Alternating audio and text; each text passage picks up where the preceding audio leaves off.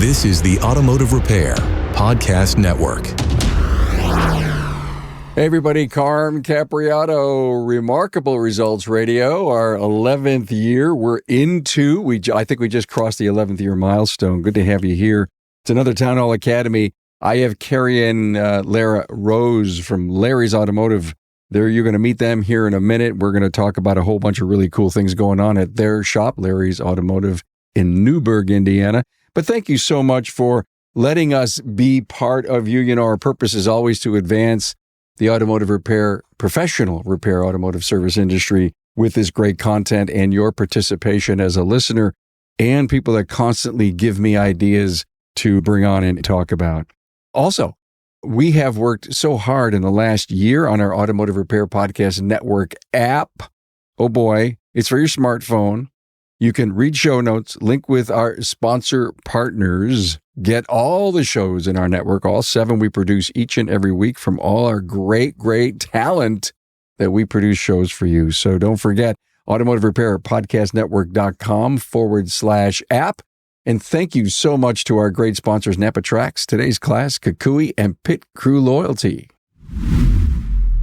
Hey, did you know that NAPA Tracks has on-site training plus 6-day-a-week support? Well, it all starts when a local representative meets with you to learn about your business and how you run it. After all, it's your shop, so it's your choice. Let us prove to you that Trax is the single best shop management system in the business. Find NAPA Tracks on the web at napatracks.com. Ready to optimize with today's class? Boy, listen to an episode we did with David Boys. Great program. Roll out a training plan for your automotive shop. In just 5 minutes daily, boost knowledge, retention, and improve team performance. Start seeing results today. Join your peers at todaysclass.com. Shop owners, stop juggling multiple marketing tools. KUKUI's integrated platform, they deliver 4 times better website conversions, automated follow-up, and real-time ROI tracking. Get industry-leading customer support with KUKUI. That's KUKUI.com. You're probably tired of chasing new customers who never return. We understand. Pit Crew Loyalty ends the one-and-done cycle, turning first visits into lasting, reliable revenue. On the web at pitcrewloyalty.com. Hey, welcome back, everyone. Larry Rose. How are you, Larry? Good. How are you? I'm great. I love that logo. It is just bad. Thank you. Who made that? Did Kara make that? Well, I came up with the idea, and Kara helped make that. Yes. I love it. Kara, putting it in the background like you have it is just a great thing. Glad you're so here. There's a lot to talk about here. You guys were named the NAPA 2025 Auto Care Center of the Year. Huge honor and award and milestone for you guys.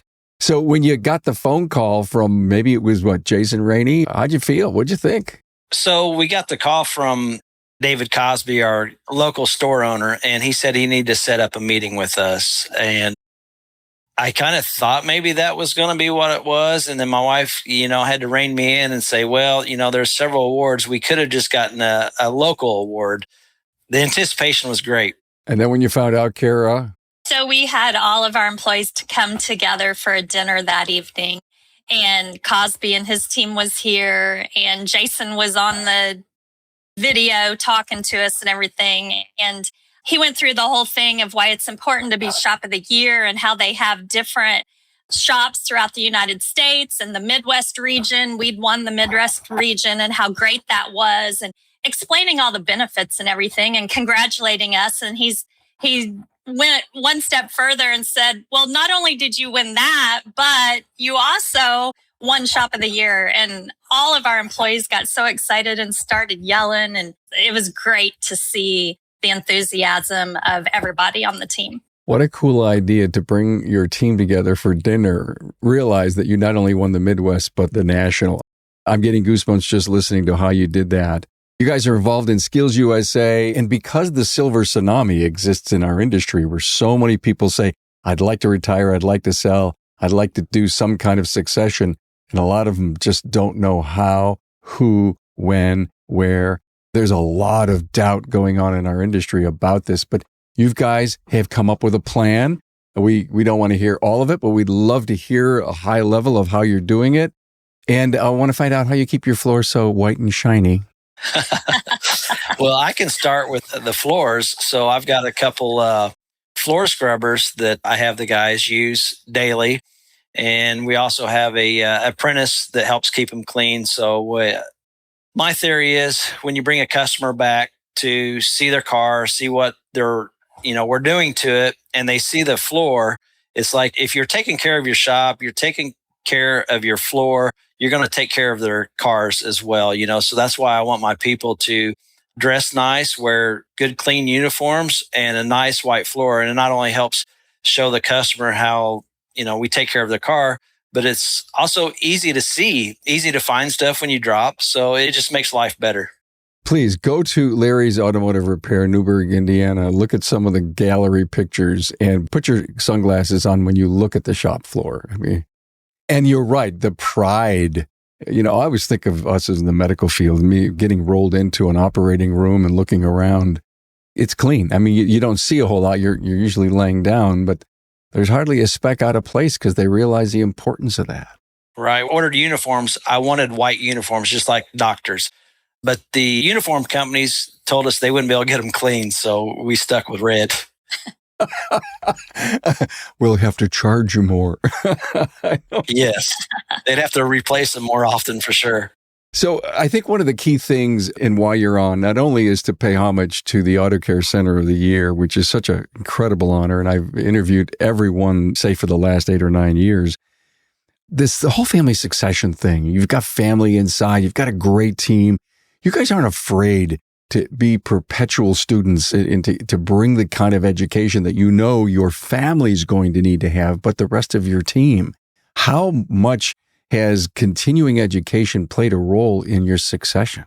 Well, first of all, you kind of touched on our succession plan. And our plan is to have our children take over our business in the near future. Not immediately, but in the near future. And our son came back about 6 months ago to the area and has joined us. He used to work here in high school and college, doing brakes and oil changes, the basic things in back. So we felt it was real important for him to learn the front counter. So now he's up there. Then eventually he'll continue to work with our general manager and really learn how to run the business. Then eventually our goal is that he would take over one day. In the back of the house, we're lucky to have our future son-in-law back there. And he joined us a year ago. And our long-term goal for him is to actually learn how to be a shop foreman. The good thing is we have both of those positions filled with really strong people that are going to be around for a few years. And so we have many years for our family to learn from the people that are really running our business for us right now. Does that team know of your plans? Yes, they do. And let me add a little bit to what Kara said. Our son wanted to step right in and not go to college and work for me. And I was all for it. And she says, well, tells him you can do that someday, but you're going to go to college. You're going to get a degree and learn your own way. And if you want to come back someday, you can. So he went out and got a college degree in electromechanical engineering and an MBA in business. So he's touched all the points. So he's ready to step into it. I hate to say, but she was right when she had him do that. He's way more mature now, leaving and working for other people along the way and coming back. Well, high five to you both for sending your son to school like that. Now, you said 2 very important words, engineering and an MBA. That whole car is an engineering marvel, and it will continue to be.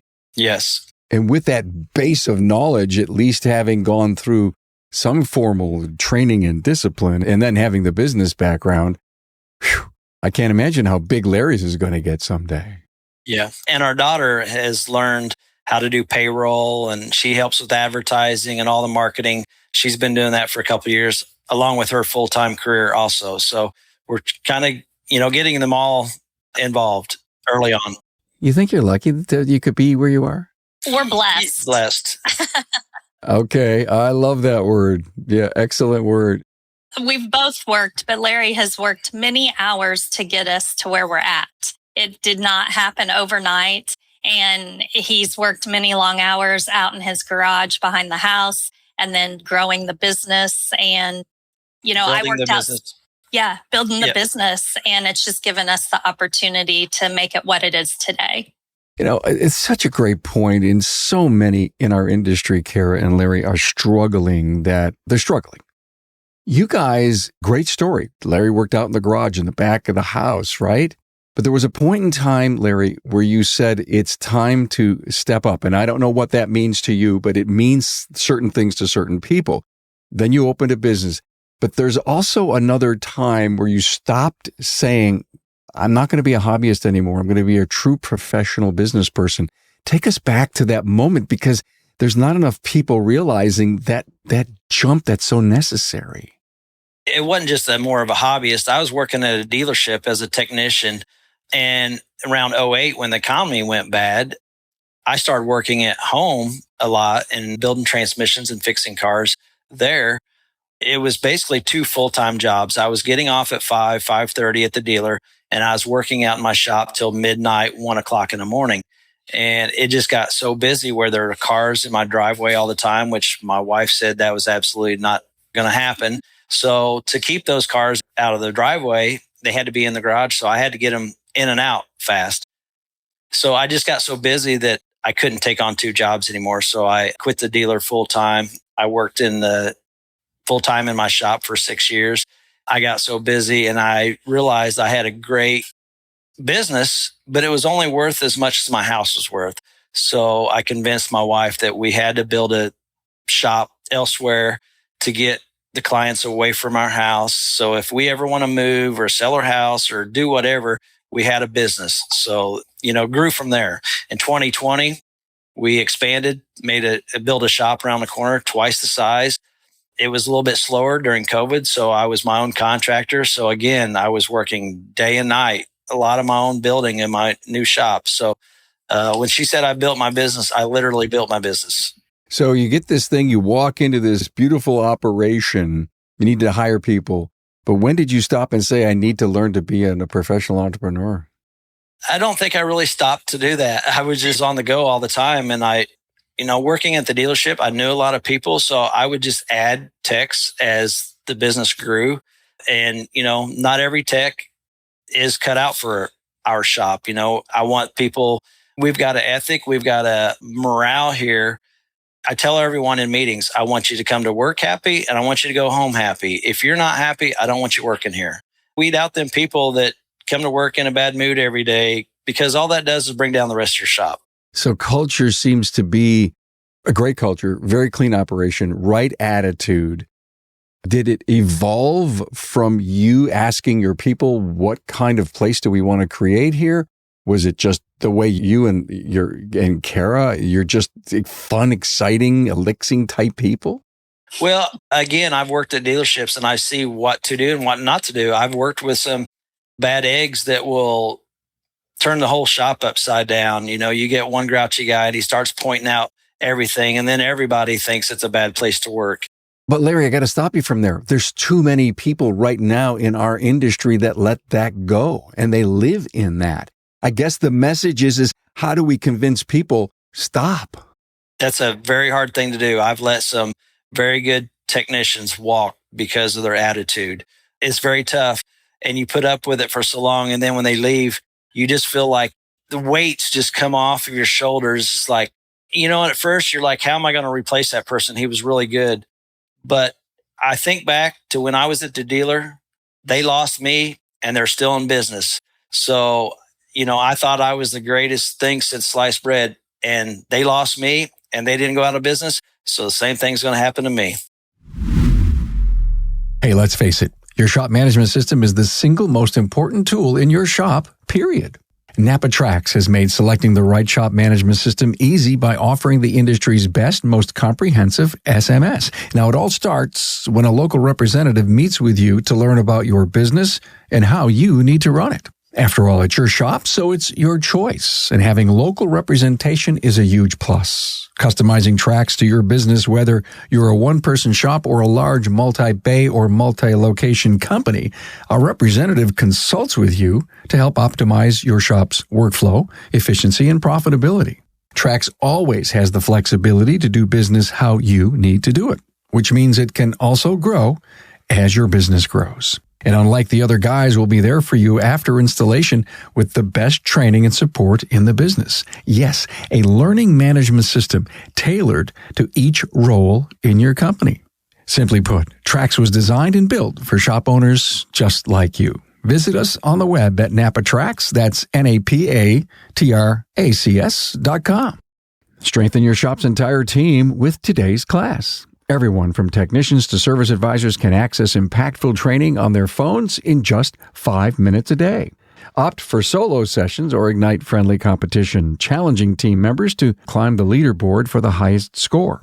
Our effective daily training ensures measurable progress, helping you develop your team. Train smarter, not harder, with today's class and transform your shop and your people. Start seeing results today at todaysclass.com. Shop owners, we know you are overwhelmed with a flood of missed calls, empty bays, and disconnected marketing tools. KUKUI has spent over a decade building one integrated platform for auto repair shops. One login, one dashboard, and mobile-first websites that convert 4 times industry average. Smart, innovative CRM with automated follow-up, 24/7 online booking, and real-time ROI tracking. With 900 plus years of combined team experience, we fuel the growth of 2,200 plus shops and have influenced $3 billion in revenue. Stop working harder. Start working smarter. Get industry-leading customer support and book a demo with KUKUI. That's KUKUI.com. You know, most shop owners feel trapped spending on ads while half their first-time customers never come back. It's frustrating. It's exhausting. And it's not your fault. The industry average is 54% one and dones. We understand how discouraging that can be. Well, Pit Crew Loyalty changes the story. Our clients cut that rate by up to 38%, raising lifetime value by more than 50%. Loyalty members visit nearly 3 times more often, creating predictable revenue without extra ad spend. Pit Crew Loyalty, where customers stay and shops thrive. On the web at pitcrewloyalty.com. Kara, as you were watching all this happen and very much a part of it, were you excited to see where the business was headed? Oh, it's definitely been exciting, but I'd have to honestly say I'm more of a cautious person than Larry. And so I'm always the one of, are you sure we can do this? Are we going to be okay? But he's always come through. So, but it's been definitely exciting. And it's not just him, it's everybody that works for us. You can use that word, Kara. You said I came through, but you can say he was right. He was right. Tell her, Carm. Tell her she can say it. All right, Kara. Yep, he was right. Carm Podcast, you can be as honest as you want. What a great team. It's like Larry's the visionary risk taker, and Kara, you're saying, I think that through, Larry. Wait a few minutes. And Larry, was that healthy for you to slow you down a moment before you jumped? Probably so, because Kara had her own career and she come from the corporate world. So she knew, all the employee side of it. We needed a handbook. I knew nothing about the business side of it. I knew fixing cars, making invoices, making people happy. But she knew the other part of payroll and, needing a handbook and all the legalities of owning a business. So that was a great help.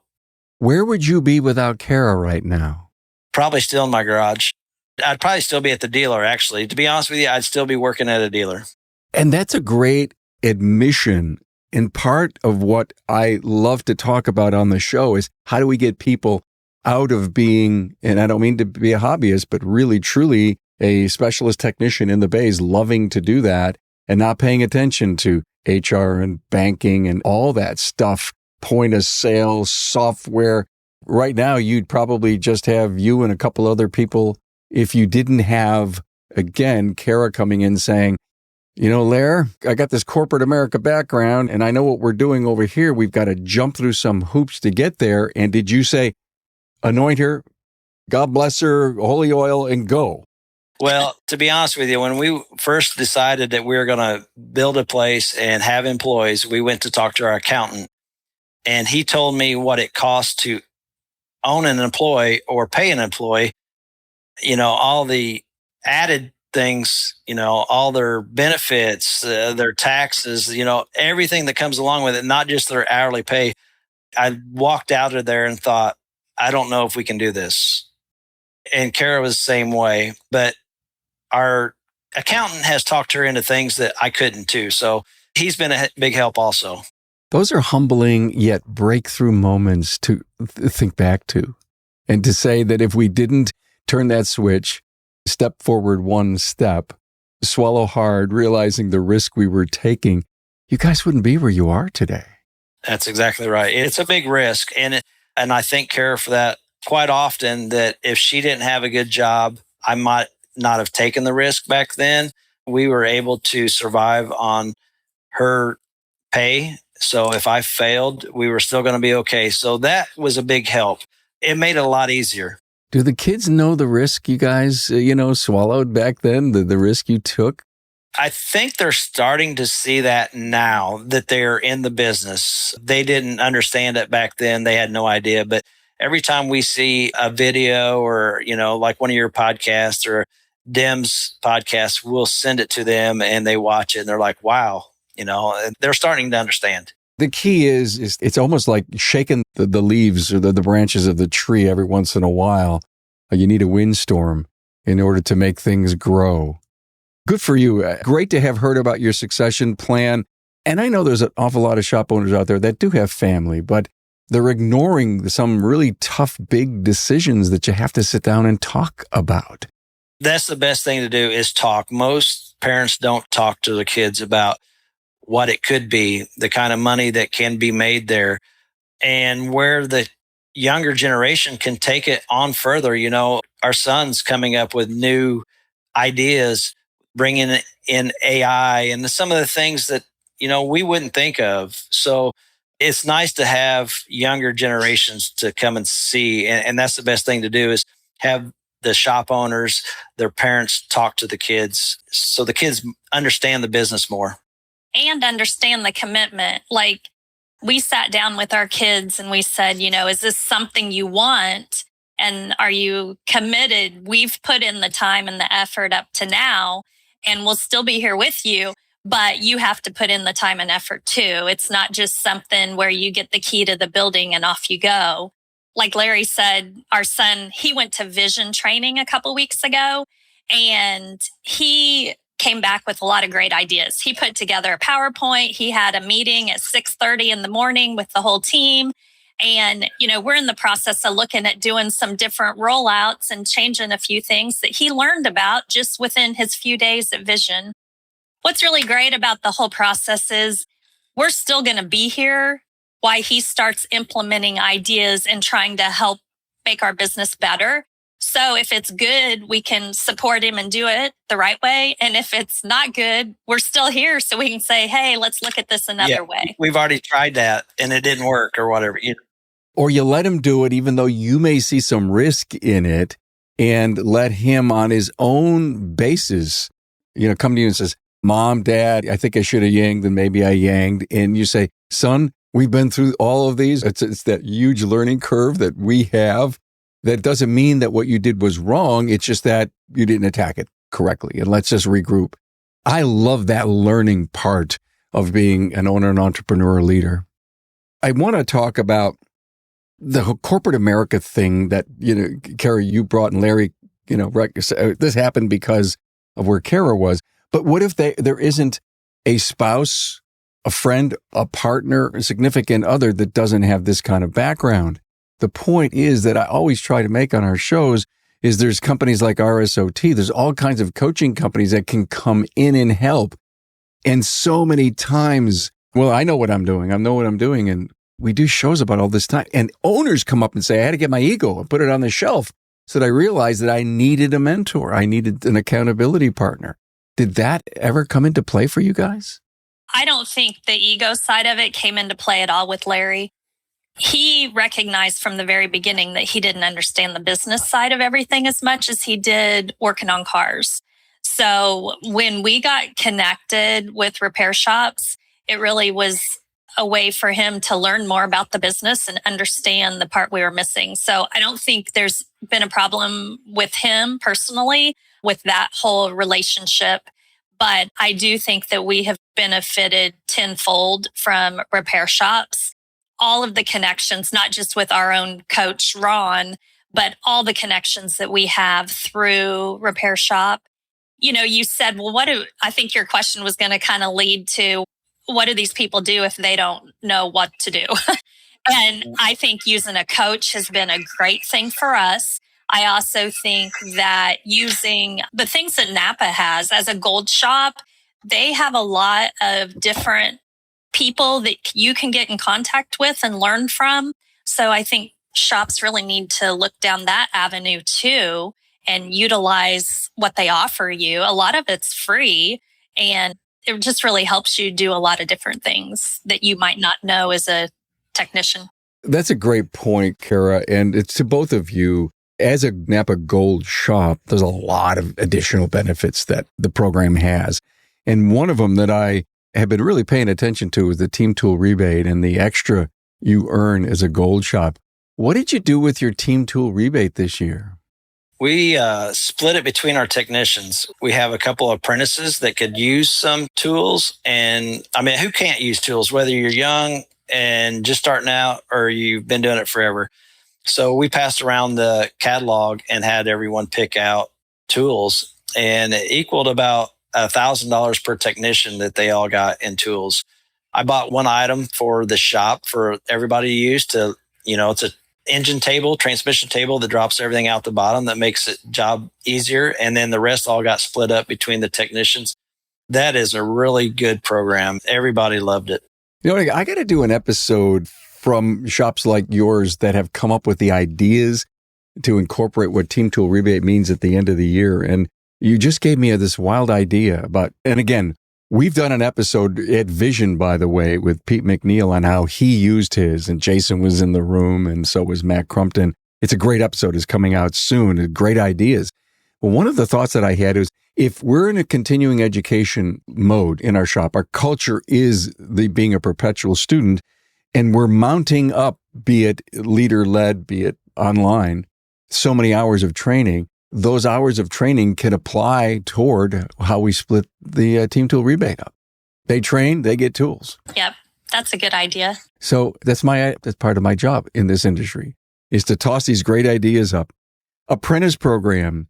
You told me in our discovery call that your son-in-law went through it. The apprentice program, as you probably know, is a 2-year program. And as I said, he joined us a year ago, and he just completed his apprentice program. So he actually did it in 1 year, and he's already passed a few of his ASE tests, and he's registered to take a few more. So he really has put 100% into the program. Not only him, but we have one other employee that was a graduate from the program. And then we have another one that is in the program right now. And we did have one that was not successful in the program, but it really allowed him the opportunity to figure out that being a technician was not for him in the whole scheme of life. And it gave Larry the chance to sit down with him and talk through that and realize that, this wasn't the career for him. So he was able to exit our shop and exit the career and go on and find something else to do. Those are tough conversations, Larry, aren't they? Very tough. It's the first one I've had at my shop, but when I was working at the dealer, they had an apprentice that I had to tell him he was not cut out for this work and he needed to find something else to do. And I think they know that already. You can tell by what the effort that they put into their job. They don't know what to do. Their parents tell them they have to find something to do, and they've gotten their license and they like cars and they like tinkering with them. So they think that they can work on cars. In reality, it's not for everyone. And you just got to be blunt and tell them. There's nothing worse than seeing somebody struggle in life, no matter what it is, whether it's everyday life or in their job. So, I have to tell them. I have to be the bad guy sometimes. Some people look back and will probably walk in the door in 5 or 6 years and say, Larry, thank you for letting me go. And it was the best thing that happened to my life and my career, because sometimes people are way too close to their problem that you can see different and better than them. Yep, you're exactly right. Okay, you got loaner vehicles. Are they doing you well? Absolutely. People love the loaner cars. And because we're open at 7:30, it allows the people to come and drop their cars off, get a loaner car, and still get to work by 8. Or we've got a lock box that they can drop off their cars. We lock their keys up. They can pick up after hours. They drop their loaner car off after hours. It was a great move. And, I've gotten a lot of these ideas from me working the dealers. I've worked at a dealer that had rental car program, and there was a lot of people needing to rent cars. There wasn't enough cars to go around. When I first opened up my shop, I said, we're going to have loaner cars. We're not going to charge for them. All we require is them to put the gas back in it that they've used. And everyone loves them. What a great move. Another thing that I noticed on your website, and in fact, you've discussed it quite a lot here, the dealer alternative. You mentioned all of that great training that you had and the exposure that you had to the dealer world. Was that an impact on you calling yourself the dealer alternative? Or do you just know you're so much better? In a lot of ways, I think we're better than a dealer. But the reason I say that is because the dealers and the manufacturers are trying to push it to the customers when they buy a car that they are required to bring their car back to the dealer for their warranty to be valid. They think if they go somewhere else for an oil change that it voids their warranty. A lot of people, just like with recalls, we hear, was that a recall? Everybody really doesn't know what a recall means and what it is, just like they think that they have to take it to the dealer for their warranty to be good. So I say we're an alternative to the dealer because you don't really have to take it to the dealer. We can do anything that the dealer can. And in most cases, better, with a better experience. Kara, are you all bought into that? Most definitely. I saw a lot of things at the dealership while Larry worked there over the years. And when he started his business, he was like, they did a lot of things wrong and didn't treat people the right way. And he goes, I want to treat people the right way. And so it's definitely, it has been the right thing and kind of the right mentality for our team here to talk about that. Let's talk about your counter. I am just convinced the importance of training for our specialists, technicians in the bays, but that I almost rate the counter trusting, developing relationships, personalities at our counter just slightly higher because it is one of the toughest jobs in our industry. How you guys bringing that kind of training? You're exactly right, Carm. So when we got this NAPA award, when we found out we could apply for it or put people towards winning that award, there's a shop of the year and there's a technician of the year. And I reached out to Jason Rainey and I says, why don't we have a service advisor award? The service advisor is the face of your company. When the person comes into that front door, that person needs to greet them. They need to have a smile. They need to make them feel welcome. And that is a big part of our company. We need to have a service advisor award. And, he said, well, nobody's ever brought that to the table. Never thought about that, but you're exactly right. And that's going on to what you just said. They have to know what they're talking about, what they're doing. They've got a lot to learn and a lot to know as a service advisor. We do a lot of training with them too. It's kind of a little different. It looks a little different than it does necessarily with the technicians. Our local NAPA distributor, he does a fantastic job along with our BDG group of bringing in training opportunities for the front desk people. But then we've also started the Today's class, and we've been doing that for about a year now. And every single person in our building, from our GM all the way down to our oil changers, including our front desk, they all get a question and they answer their questions a day and they learn from that. And it's really helped that front desk to be able to understand mechanical side of their job, but then also just the customer service side and giving the best experience we can to every customer. Well, you just mentioned today's class, David Boyce. He's a great friend, a great partner and sponsor of the show. And they just do a marvelous, marvelous job. What a unique and very precious idea. Let's talk about some community stuff. I noticed the 2024 Evansville Choice Award Platinum winner. I don't think you can get bigger than platinum. How cool is that? Tell me about that. We actually won it again for 2025. Yeah, so 2 years in a row. It's pretty exciting. It's the customers, it's all the people in the tri-state area that vote for their favorite company in whatever category. So ours was the auto repair. So that was pretty exciting to win that locally. Okay, Larry, I got to tell you something about your floors, okay? One more time. So yesterday I'm at Lowe's and my wife and I are shopping for this particular light thing. And as we're walking around one of the corners, all of a sudden this machine comes out. And it's a floor scrubber, Larry, with no one sitting on it, Larry. It is computerized, like those inventory robots that I've seen at BJ's where they're just walking around.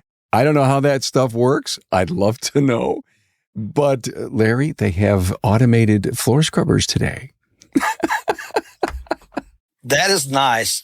And when I've seen that also, but what I don't think it would work in a shop. Now, it might after hours, but during hours, if you drop a part and this thing's coming through and it sweeps up a bolt while you're working, it could run into a problem there. Can you imagine at night, at 9 o'clock at night, this thing turns out, it's kind of like those vacuum cleaners at home. Yeah, you're exactly right. Do me a favor. Don't buy one, but just price one and let me know how much they cost. I bet they're pricey. I would like to touch something back about the service advisors also. I don't mean to beat up on dealers, but going into business, I've learned a lot about dealers. Where I think a lot of shops are missing it is they don't advertise. I know advertising is expensive, especially TV advertising, but when's the last time you've seen a dealer advertise their shop? You see all the car sales, the car advertisements, but they never advertise that they work on cars. The dealer's mentality is, you bought a car here, you have to bring it back to us. That's how they think they get their business. So since we don't sell cars, we have to advertise. That is a big help that grown our business is TV advertising. It's the alternative, back to your question earlier, it's the alternative to the dealer, because the dealer really isn't busy except for warranty work, because the customer has to take their car back to the dealer for warranty work. So it's great to have a friendly face. You walk into a shop, mom and pop shop, and you get a friendly attitude. They help out. We try to be one step ahead, or 10 steps ahead, I should say, than the alternative. On your website, there's a couple of videos. Are those your commercials that you run? Yes. Yep. Those are our TV commercials. Those are your TV, and you do TV, and you feel it is a really big impact for you. I can tell you it's very expensive. And when we were approached about doing TV advertising, I said, absolutely not, but it helps a lot. It's a big help. The way you have to advertising, which Kara does a great job at this, is a lot of people don't watch TV anymore. They got YouTube, TV, this and that. So we have to do it around sporting events, NASCAR, football, baseball, the news. People usually watch those things. So that's where we put in our ads. Makes all kind of sense. Well, look, this was refreshing. Thank you for your perspectives on a whole lot of things about the shop, your succession program, and of course, congrats to the NAPA 2025 Auto Care Center of the Year. Final word, any great advice to shop owners out there that are looking to just jump to the next level? Kara, we'll do you first and then Larry. I would just say, if your heart's in it, go for it. Because if you don't take the risk, and I'm the one that should be saying that, but if you don't take the risk, you never will know. And it definitely has paid off for us and our family and all of our employees in the community. So we're able to give back to our employees and to the community both. So it's been well worth it. You got to go to the website, Larry's Automotive Repair in Newburgh, in Indiana. Just look at the shop and the pictures and how you market yourself. Really, really well. Good job. Larry, final word, sir. Well, you know what they say, no risk, no reward, right? Well, my wife, it took me a while to get her on board to take the risk, and it's paid off. So for a shop, if I was to tell a guy that's thinking about opening up a shop, if he's got the skills to work on cars, he's got 90% of what he needs. And there's, like you said, repair shops tomorrow. give them a call. If you're thinking about it, give them a call and find the help that they can give you. Between them and NAPA, there's a lot of great help out that can guide you the rest of the way. I find it so interesting that you said he's got 90% of what it takes, but sooner or later, he needs to flip that to a 50-50 entrepreneurial and then the technology piece. Exactly. At some point, when you start filling up your shop, you're going to need to either move up front or hire somebody to move up front. And for the longest time, I was doing both. I was front and back, and then I was up front, and then I've hired a general manager now. So, I can do pretty much anything. Okay, I got to keep going. I thought this was going to be the end. Which job did you like the most, back in the shop or on the counter? Back in the shop. I still like being back in the shop. I like seeing people I know, greeting them, talking to them. So I don't have a problem with being up there. Before, when we were understaffed, I guess I say, as we were growing, you're always understaffed and looking for someone. So I would cover for vacations for service advisors and stuff like that. And I liked being up there a day or two, helping customers, talking to customers and stuff. But my heart is in the back, in the shop. Yeah, find what you do so well and do it.